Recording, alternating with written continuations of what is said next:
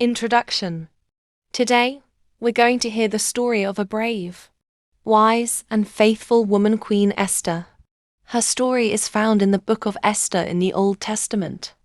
It's a powerful reminder of how God uses ordinary people for extraordinary purposes. 1.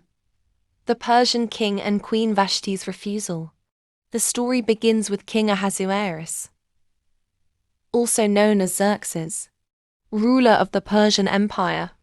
One day, during a grand feast, he called for his wife Queen Vashti to show off her beauty to his guests. But Vashti refused to come. This embarrassed the king deeply, and as a result, she was removed from her position as queen. 2. Esther becomes queen.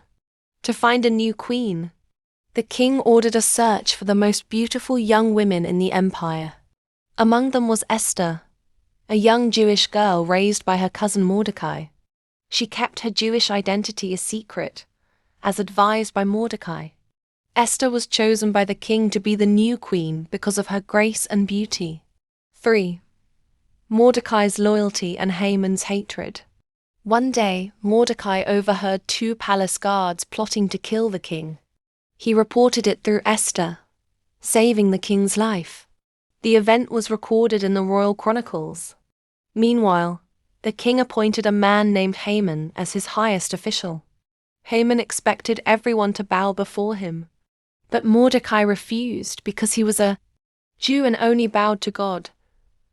Haman was furious and devised a plan, not just to kill Mordecai, but to wipe out all the Jews in the empire. 4. Haman's evil plot and Esther's big decision.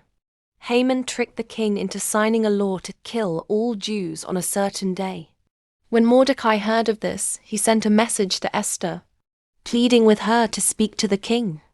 At first, Esther hesitated. Approaching the king without being summoned could lead to death. But Mordecai said, "Who knows if you have come to the kingdom for such a time as this?" Esther made a bold decision. She asked all the Jews to fast for 3 days and then said, "I will go to the king, even if it means death." 5. Esther approaches the king. After fasting, Esther entered the king's court uninvited, a dangerous move. But God gave her favor.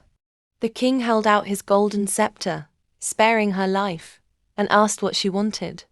Esther invited the king and Haman to 2 private banquets. She waited for the right time to reveal her request. 6. Haman's humiliation and Mordecai's honor.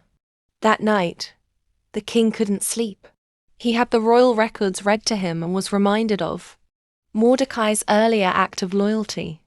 He realized Mordecai had never been rewarded. The next day, the king asked Haman, what should be done for the man the king wants to honor?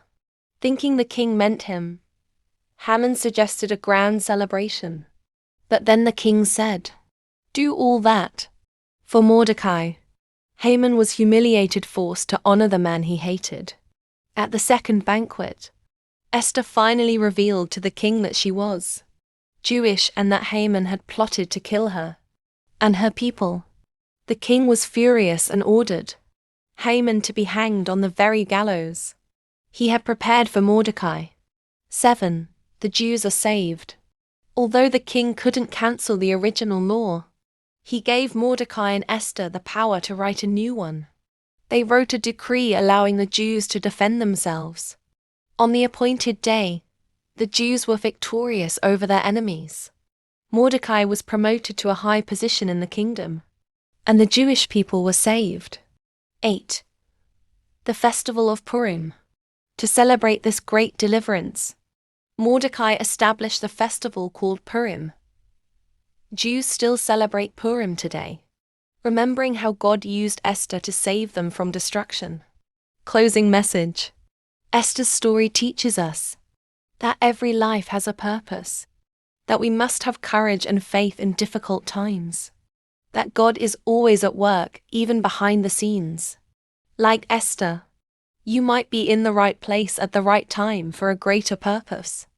Maybe you were born for such a time as this.